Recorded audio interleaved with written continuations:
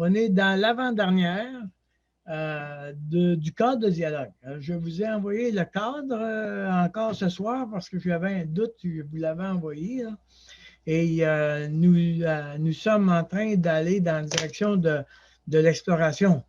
Alors, bon, on va juste faire une petite revue, si vous le permettez, là, juste pour se situer de nouveau. On a parlé de la prise de rendez-vous, bien sûr, l'installation de la protection, et on a passé pas mal de temps sur la situation présente, réellement beaucoup.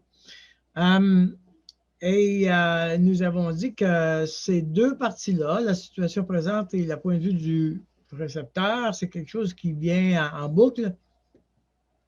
C'est-à-dire que l'émetteur parle, quand il est fini, l'autre répond, puis ensuite on revient jusqu'à temps qu'on ait vidé le sujet.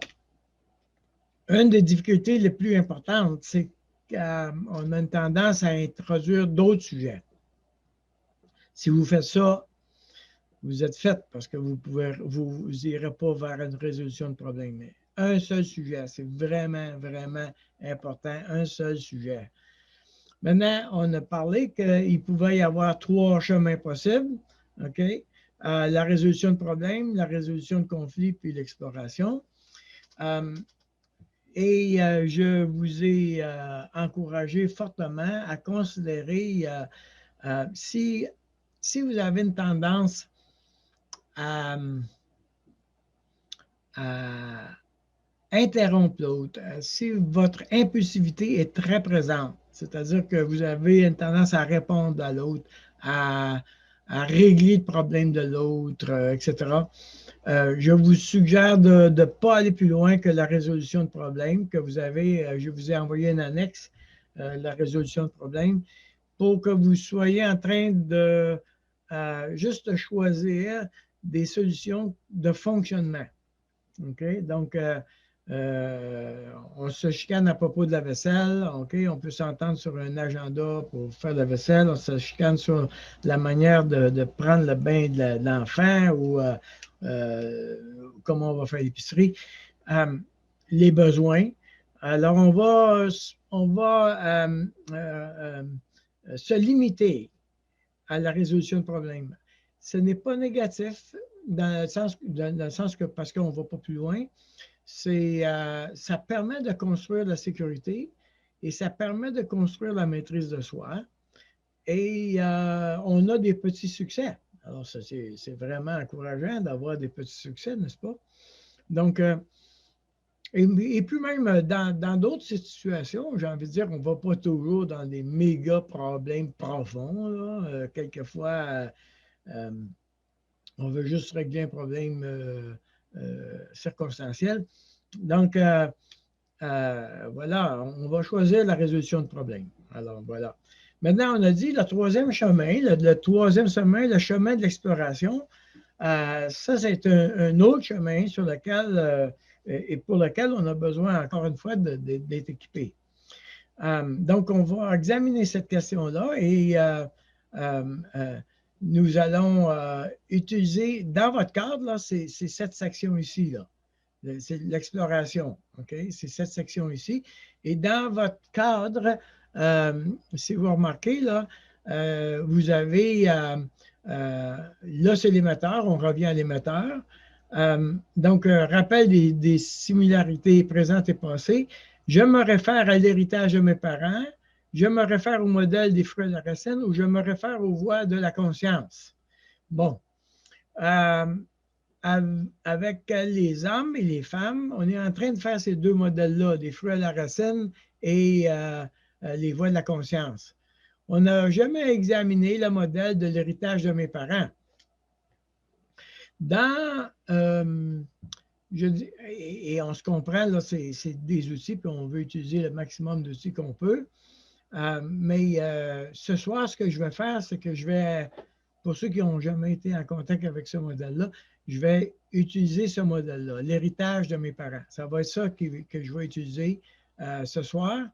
On ne l'a pas vu avec les hommes et avec les femmes. Je l'ai vu dans le passé avec d'autres groupes. Je ne me souviens même pas si Enfin, je ne pense pas que je l'ai jamais fait avec les hommes ou les femmes, mais bon, on s'en va là-dedans. OK? Donc, c'est ce qu'on appelle le modèle de l'héritage de mes parents. J'ai donné 2 formations, la guérison de Dieu, partie 1, partie 2. Ça nous donne, je pense, c'est 13 ou 14 sessions. Ce sont des volumes que j'ai faits avec des vidéos. Donc, c'est un livre de notes avec des vidéos que vous pouvez utiliser pour comprendre le modèle des parents. Dans ces 2 volumes-là, partie 1, partie 2, je traite de la théologie de la chair et je traite du modèle de l'héritage des parents. Je traite de d'autres choses, là, les voix, je traite de la question des voix avec l'Évangile, mais donc, il y a les parties 2, 1 et 2. Vous pouvez la voir si ça vous intéresse. Il y a juste à m'écrire par courriel, puis je vais vous l'envoyer. Bon, alors, si on parle du modèle de l'héritage de mes parents, le fameux exercice que je demande tout le temps, c'est toujours le même. Quelles sont les qualités, les défauts de ton père et de ta mère? Donc, c'est important d'avoir ça toujours dans notre esprit. OK? Et bon, imaginons que mon père est colérique, que ma mère, elle est rancunière et bon, je veux dire que mon père, il est absent, mettons. Bon. Au niveau des qualités, ma mère, elle est organisée. Mon père, il est créatif. Et les 2 sont des gens très orientés vers le social. Okay? Alors, mettons qu'on on se donne, ça vous appartient. Là. Vous devez écrire ces critères-là pour vous. Maintenant, j'ai dit que dans une autre vie, que si la réponse émotionnelle est proportionnelle à l'événement, on est dans le présent. Si la réponse émotionnelle, elle est trop grande par rapport à l'événement présent, on est dans le passé.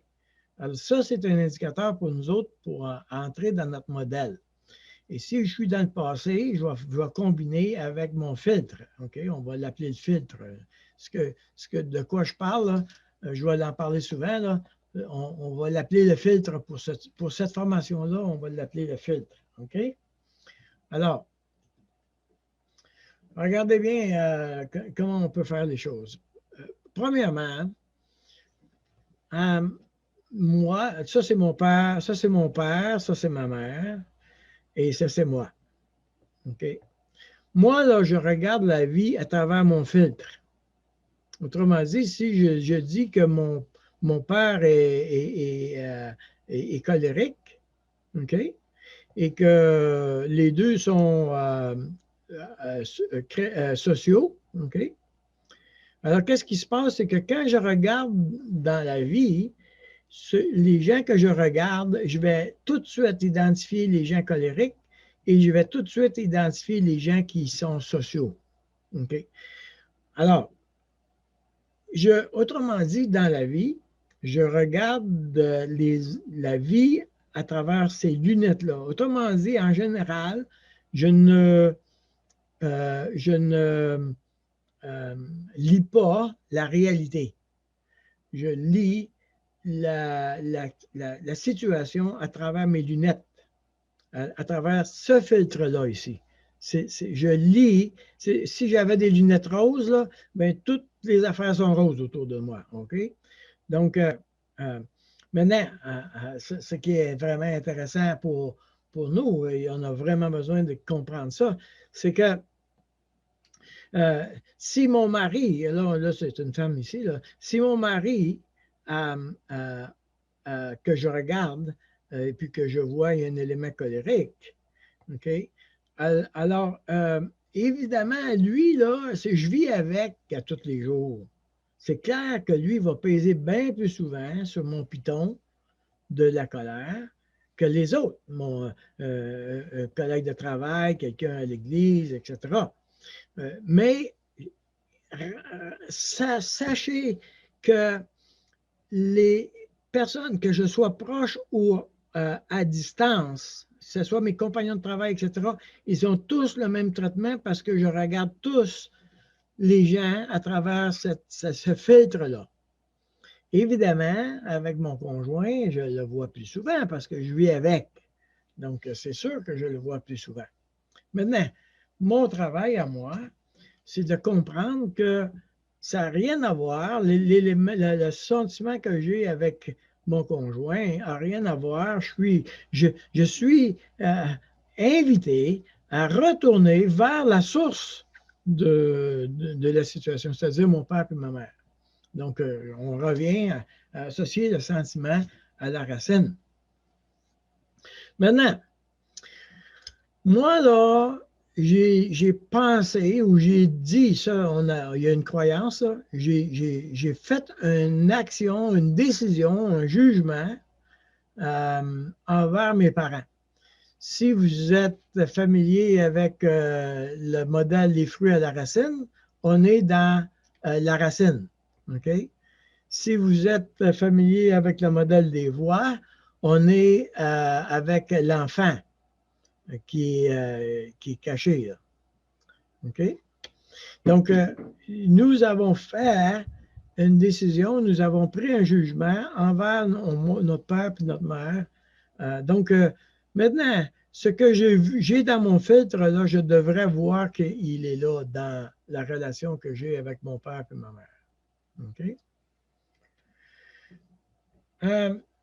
Je dois donc nommer le jugement que j'ai eu. Mais si j'ai nommé, si j'ai fait un jugement, si j'ai dit, par exemple, j'ai le droit d'être aimé. Je n'ai pas été aimé. J'ai le droit d'être aimé. Si j'ai fait le jugement, j'ai le droit d'être respecté. OK? Donc, ici, ma mère dépasse mes limites. Mon père, il est froid. OK? Donc, dans mon filtre, j'ai le contenu, ça m'indique le contenu des éléments de jugement que j'ai eus envers eux. Pourquoi j'ai retenu ceux-là, pas d'autres? Si on était 10 enfants, avec le même père et la mère, vous verriez que les listes changent. Bien sûr, il y a des choses qui vont se recouper, là, mais les listes changent. Pourquoi? Parce que chaque enfant n'a pas le même genre de sensibilité, ils n'ont pas la même perception de leurs parents. Par exemple, dans la famille à ma femme, ils sont 9 enfants. Et lors du 60e anniversaire de leur mariage, les enfants ont donné des témoignages de leurs parents. Et c'était fascinant. À un moment donné, les 3 plus vieux se sont tournés ensemble spontanément, presque par réflexe, pour dire, coudonc, on n'a pas les mêmes parents. Okay? Pourquoi? Parce que leur perception de la situation avec leurs parents n'était pas la même et ils n'ont pas inclus dans leur filtre la même chose. Donc, ils ont fait des jugements, mais ces jugements-là, si on part du fait que c'est le jugement, on est dans le langage du tribunal, bien, si on est dans le langage du tribunal, ça veut dire qu'il y a des droits, il y a des condamnations, il y a des amendes, OK? Il y a des dettes, OK? Donc, on est dans le langage du tribunal. Tu devais me respecter. Je m'excuse, là, mais tu devais me respecter, voilà. Tu ne m'as pas respecté, j'ai le droit d'être respecté. Donc, je réclame le droit, je réclame un droit d'être respecté. OK? Ce droit-là est toujours légitime parce que ça fait partie de la loi de Dieu. Nous avons été créés à l'image de Dieu, puis chaque personne est capable d'identifier quand elle n'est pas traitée justement. Chaque personne, elle est capable d'identifier quand elle ne reçoit pas ce qu'elle devrait avoir. OK? Ceci étant dit, je devrais donc faire un inventaire. Je devrais faire un inventaire du droit que je n'ai pas eu. Quelles ont été les conséquences du fait que je n'ai pas eu ce droit-là? Parce que, par exemple, parce que je n'ai pas eu le droit d'être respecté. Mettons, on donne un exemple comme ça. Je réclame, l'enfant réclame le droit d'être respecté. Si vous êtes habitué, si vous êtes dans le modèle des voies de la conscience, quand l'enfant n'est pas respecté, un des protecteurs se lève pour réclamer le respect. OK? Alors, ça, c'est dans le modèle des voies de la conscience. Mais moi, là, je réclame le droit de respecter parce que je n'ai pas eu le droit, parce que je n'ai pas été respecté. OK? Il y a eu des conséquences. Alors, parce que je n'ai pas été respecté, il y a des fois que j'ai perdu mon emploi parce que je ne me sentais pas respecté par mon employeur. Alors, j'ai quitté mon emploi. Et c'est possible que la personne a quitté 20 emplois parce qu'à chaque fois, elle ne se sentait pas respectée par son employeur. Donc, il y a beaucoup de conséquences quand la personne arrive. J'ai quitté l'université parce que mon professeur, je me sentais pas respecté par mon professeur. Donc, je n'ai pas fait mon bac. J'ai pas, excusez, j'ai pas terminé mes études universitaires. Ça a des conséquences. J'ai eu une situation, par exemple, où la personne, elle était constamment en guerre avec sa famille, constamment. Et elle n'arrivait pas à être avec de la joie dans sa famille parce qu'elle ne se sentait pas respectée par ses frères et ses sœurs. Qu'est-ce que vous pensez qui arrive? Pourquoi vous pensez qu'à Noël, quand les gens ont un peu une tasse dans le nez, puis la chicane pogne?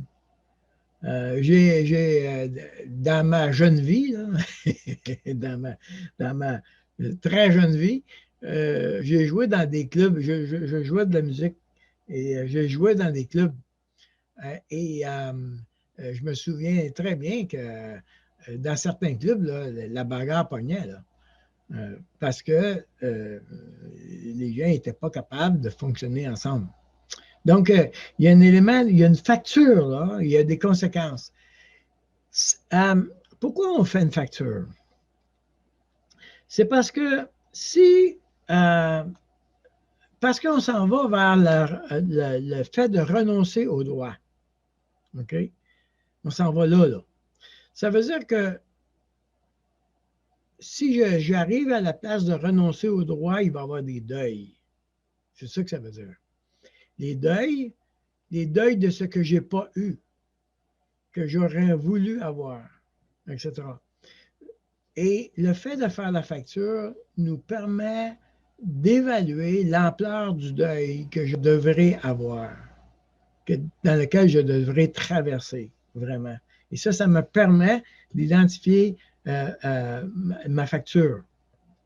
Il y a une dette. Alors, c'est pour ça qu'on dit, tu nommes le respect comme un droit à demander, tu as des conséquences, mais aussi, cette dette-là, on peut y donner une valeur. Cette dette-là, parce que je n'ai pas été respecté et à cause des conséquences, ça vaut 1 million. OK? 2 millions, etc. On essaie de se donner une ordre de grandeur de la valeur de la dette. Avec une femme, j'ai accompagné une femme une fois. On avait environ 73 ans. Et on est arrivé à la dette. Et puis on lui a demandé, c'est quoi la valeur? C'est quoi la valeur de ta dette? Tu évalues ça à combien? Alors, c'était quoi sa dette? Elle avait été incestuée à l'âge de 5 ans par son père. Et donc, évidemment, elle a traversé l'inceste et puis, évidemment, toute la question du respect de son corps, le droit d'avoir un père correct, etc. Enfin, il y avait toute une série de droits là, qui est là-dedans. Les conséquences dans sa vie, parce qu'elle avait été incestuée par son père, elle n'était pas capable du tout d'avoir une relation avec un homme. Elle a passé 3 ou 4 hommes, sans compter le fait qu'elle couchait avec un très grand nombre d'hommes, parce que c'est le seul élément d'amour qu'elle connaissait, c'était l'élément de viol. Donc, assez bizarrement, elle couchait volontairement avec des hommes qu'elle ne désirait pas, comme une espèce de... Elle rejouait à l'inceste, dans le fond. Mais avec ses maris, ça ne tenait pas, évidemment. Elle a traversé elle a traversé des divorces, etc. Elle n'a pas eu d'enfants. Et avec les maris qu'elle avait, mes amis, c'était pas drôle. Là. Il y avait beaucoup de violence, etc. Alors, quand j'ai posé la question, ça vaut combien, là, le fait que ton père n'a pas respecté, ne t'a pas respecté? Ça vaut combien?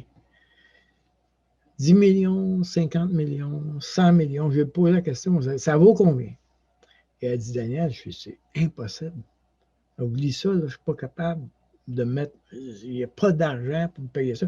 Alors, c'était la première fois que j'étais confronté à la place où la personne, c'était d'une telle ampleur qu'elle n'était pas capable.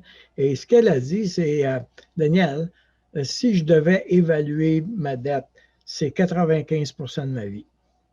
C'est ça, ma dette. 95 de ma vie. Mon père a volé ma vie. Mon père me doit la vie qu'il m'a pris. Imaginez l'ampleur de cette dette-là. C'est extraordinairement dramatique. Et honnêtement, ça me faisait vraiment mal d'entendre ça. Une femme de 73 ans, vous imaginez? Bon, je dis 73, en haut de 70. Elle vivait toute seule. Quand j'allais la voir, je n'allais jamais toute seule, évidemment, mais quand j'allais la voir avec une autre femme, évidemment, il fallait appeler d'avance, il fallait prendre un rendez-vous, etc. Et là, on cognait à la porte. Et derrière la porte, il y avait 3 ou 4 tapis pendus au plafond pour faire obstacle entre la porte à l'intérieur. Autrement dit, quand tu ouvrais la porte, là, il fallait que tu traverses 3 ou 4 tapis pour entrer dans son appartement. Vous imaginez la scène, là? Et puis moi, j'étais un homme, là. OK? Et heureusement, j'étais avec une femme, évidemment, mais ça m'a pris des mois à gagner, à l'apprivoiser. Des mois, vraiment. Et 95 de sa vie. 95 de sa vie. Voilà.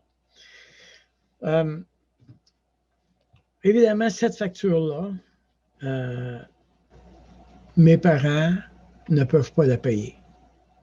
Ils ne peuvent pas la payer. C'est impossible. Et moi, je dois renoncer à la dette. C'est-à-dire que moi, là, j'ai une facture, puis personne qui peut la payer. Je dois renoncer à cette dette-là, imaginez. C'est gros, là.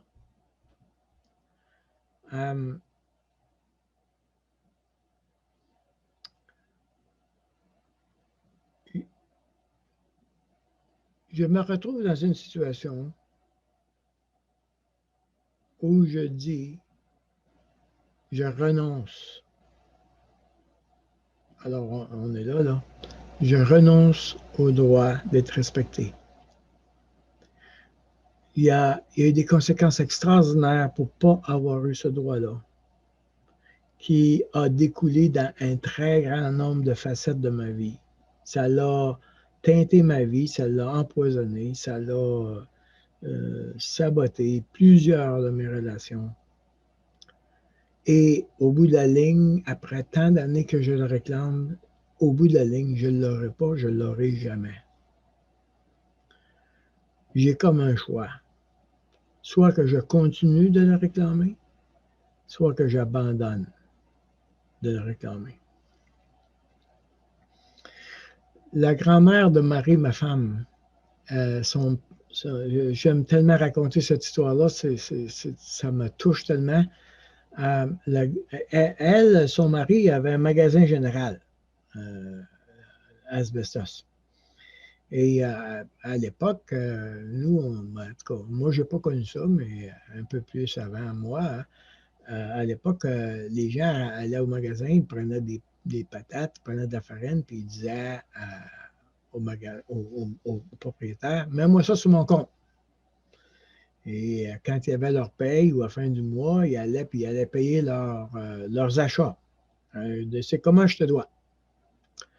Et évidemment, le mari, le grand-père est décédé.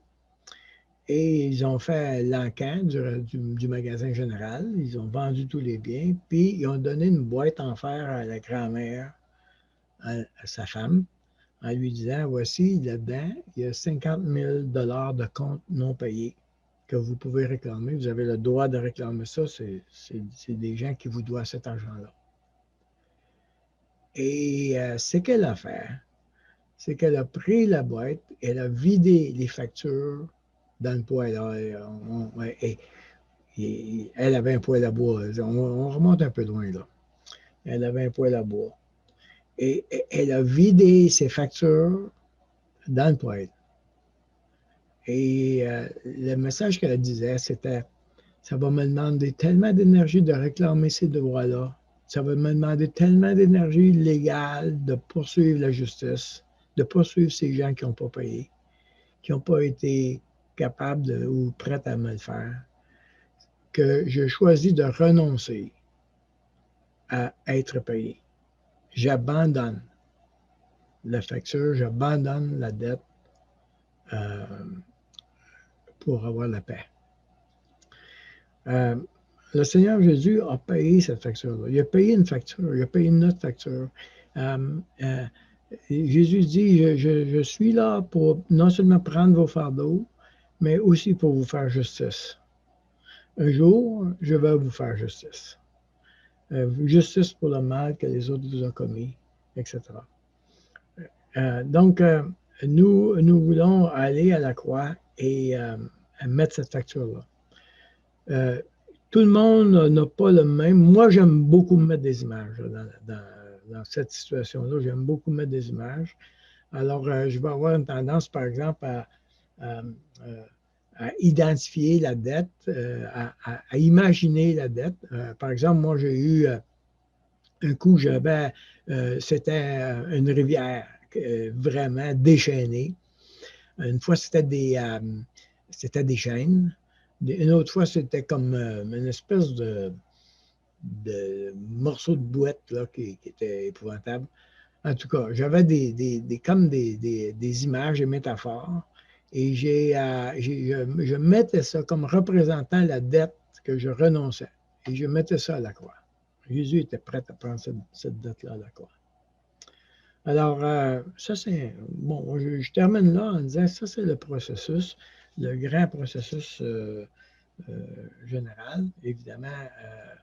Donc, ça veut dire que quand tu es dans ton cadre, on se comprend là, que rendu là, ce n'est plus l'autre conjoint, le conjoint, le récepteur t'écoute, mais c'est toi qui fais le travail. L'autre, là, il fait juste écouter puis être avec toi, c'est tout. Il ne peut pas faire d'autre chose que de t'accompagner dans ton deuil, à la place où tu vas abandonner ce droit-là que tu réclames, que tu n'auras jamais. OK? Que tu n'auras jamais. En fin de semaine, en fin de semaine passée, j'étais dans une situation où l'homme a vécu avec son père. Okay? Lui, il était juste pour comprendre la dynamique. Là. avec son père, lui, il ne laissait pas. Là. J'étais en train de. J'étais comme observateur, c'était tellement évident. Là. Mais son père ne parlait pas. Il ne le défendait pas, il ne le protégeait pas. Okay? Alors, un des droits qu'il réclamait, c'est j'ai le droit d'être protégé. OK? Alors, ce qui se passe, c'est qu'à un moment donné, moi, j'ai fait une décision. J'ai pris une décision et cette personne-là a interprété ma décision comme étant je ne le protège pas. Alors, lui, là, il était extrêmement blessé du fait que Daniel, tu ne me protèges pas. Maintenant, moi-même, je ne voyais pas le lien entre ce que j'avais fait et le fait que lui interprétait ça comme de la non-protection. Je n'arrivais même pas à faire le lien. Vraiment pas. Mais lui, parce qu'il avait son filtre, n'est-ce pas? Il me regardait avec son filtre. Là. Parce qu'il me regardait avec son filtre, il était en train de déclarer que, bon, moi, je ne te protège pas. Si je lui disais, OK, regarde bien, là, moi, je vais travailler très, très fort à te protéger. Toutes les occasions que je vais avoir, je vais te montrer que je te protège, etc. OK? Ça ne sera jamais suffisant. Jamais, jamais, jamais suffisant. Parce que j'essaierai de payer la dette d'un autre. Moi, si je voulais absolument entrer dans un système où je le protège, je ne pourrais pas payer la dette de son père. C'est impossible. Dans notre couple, c'est la même chose. On est incapable. Le conjoint ne peut pas payer la dette qui est en route. C'est impossible. C'est pour ça qu'on va dire c'est un baril sans fond. À peu près 4 ou 5 ans après mon mariage, je le raconte, j'ai la permission de ma femme. Il y a des affaires que je répète tellement souvent que je reste à des créneaux connus là, avec ma femme. Mais à 4 ou 5 ans après mon mariage, évidemment, ma femme, elle avait un jugement en ce qui concerne qu'elle n'avait pas le droit d'être là, qu'elle n'avait pas le droit d'exister et qu'elle ne se sentait pas respectée par son mari, par son père. Alors moi, là, j'amenais des fleurs, je payais des restaurants. Je me souviens, une fois, là, j'avais amené un cadeau et un bouquet de fleurs. 5 minutes après, elle me pose la question, est-ce que tu m'aimes? J'en revenais pas qu'elle était en train de me questionner sur cette affaire-là, alors à peine 5 minutes après. Et c'était impossible pour elle d'être satisfaite avec mon amour parce que son baril était vide, la dette, comment que j'aurais voulu la remplir de mon amour, là, la dette faisait que son baril il coulait constamment. Donc, pour colmater le fond du baril, il fallait qu'elle renonce au droit, à ce droit-là d'être aimée. Évidemment, le Seigneur est gracieux, il nous permet d'être aimés d'une autre manière, différente. Mais il y a un droit là qui est relié avec une dette qui n'appartient pas au couple. Donc, si tu demandes à ton conjoint de payer cette dette-là, c'est impossible. C'est impossible. Alors, j'arrête là. Est-ce qu'il y a des questions sur ce que je viens d'annoncer? Après ça, on va aller faire des exercices dans les petits groupes. J'en aurais une, moi, Daniel. Vas-y. Quand tu dis qu'on doit mettre à la croix ce qu'on a poursu de nos parents, Oui. est-ce que tu veux dire mettre à la croix complètement dans nos vies ou juste mettre à la croix que nos parents ne nous l'ont pas donné? Je comprends C'est-à-dire que pas la si, par question. exemple, la dette, c'est pas avoir été aimé par ses parents, Oui. Et tu dis, la phrase que tu utilises, c'est ben, tu dois mettre à la croix d'être aimé. Oui. Je dois mettre ça pour l'ensemble de ma vie ou juste le fait que mettre à la croix que mes parents m'ont pas aimé? Euh, de déclarer mes parents m'ont pas aimé, OK? M'ont pas Ouais. aimé, OK? De dire ça, c'est un Ben, si tu reviens au constat. tableau d'analyse, là, par exemple, là. Ouais, avec la qualité et défaut, là, ouais. Ah, C'est ça? non, je parle pas du filtre. Je parle du tableau où ce que tu parlais d'inceste tantôt, là. Ah, les factures? Ouais, ouais. OK, on va reculer juste pour le fun. Ici? Ouais, voilà. Donc, fait que pas avoir le droit d'être aimé dans le tableau que tu avais, voilà, ici, là. Mhm. OK, là, j'ai le Bon. droit d'être aimé, je ne l'ai pas Ouais, j'ai eu. le droit d'être aimé. Ouais. Il y a eu X, Y, Z conséquences. Voilà. J'ai eu les conséquences. Et donc, là, Et, ça a une valeur dans ta vie. Et après ça, tu oui, dis, dans la page suivante, tu dis on doit abandonner ça. ouais. Est-ce Il y a un que. élément, je fais un deuil. Non. Et donc, le deuil que tu proposes, c'est-tu de faire le deuil d'être aimé dans la vie en général ou c'est de faire le deuil d'avoir été aimé par ses parents? Euh, c'est faire le deuil du droit d'être aimé par ses parents. Euh, Ce qui se passe, c'est que je vais être aimé là, ou aimer, c'est relié avec l'image de Dieu. Donc, Dieu est amour, donc c'est clair que l'amour va rester. Sauf que ça va prendre un chemin différent de ce que moi. Parce que, tu vois, avec une dette, si j'ai une dette, mettons, de 50 pièces, 100 pièces, puis que quelqu'un vient me dire, OK, je te donne 30 pièces, je m'excuse, là, mais non, tu m'en dois encore. Et la dette n'est pas complète. Alors, aussi longtemps que je réclame la même dette, il faut que ce soit le paiement correspondant. Si je renonce à la dette, alors j'ai plus de paiement nécessaire. Mhm. Euh, alors là, maintenant, je vais pouvoir prendre un autre chemin. OK, comment je peux être aimé dans la vie différemment? OK, donc ça ne sera plus la Ou même accepter de ne pas l'avoir été par tes parents, mettons. oh, ben, ça fait partie. Et Ouais. c'est pour ça qu'on parle de faire le bilan, la facture. Là. C'est que ce qui se passe, c'est qu'il y a une espèce de prise de conscience ou d'une évaluation de l'ampleur de. Finalement, c'était bien plus gros que je pensais. Je peux dire ça avec ma tête, je n'ai pas été aimé. Okay. Je peux dire ça avec ma tête, je n'ai pas été respecté ou je n'ai pas été respecté dans mes limites. Je peux dire ça avec ma tête. C'est assez facile en général de faire ce constat-là comme ça. L'autre, ce qui est moins simple, c'est cette évaluation émotionnelle de l'ampleur de ce que ça a causé dans ma vie.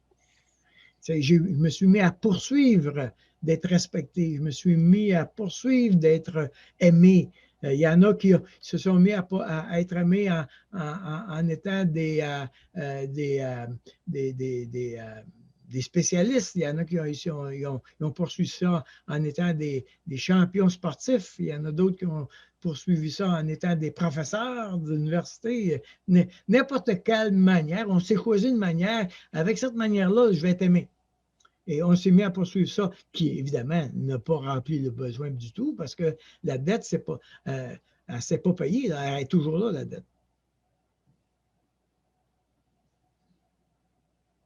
Je ne sais pas si ça aide. Oui, ça donne une piste. Merci. Est-ce qu'il y a d'autres qui aimeraient me mettre en lumière?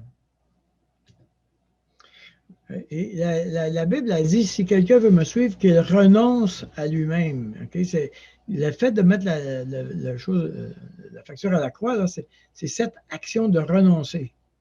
Okay? Qu'il renonce à lui-même. Renoncer à moi-même, c'est dans moi, là, j'ai une dette. Okay? Donc, de poser l'action ou de déclarer, je renonce à cette dette-là, je renonce à moi-même, je renonce à mon avantage ou à ce que je n'ai pas eu. J'ai une perte, là. Il y a une perte. Il y a un deuil. Et ça, c'est pour ça qu'avec la facture, ça aide. C'est que le deuil, ça prend du temps.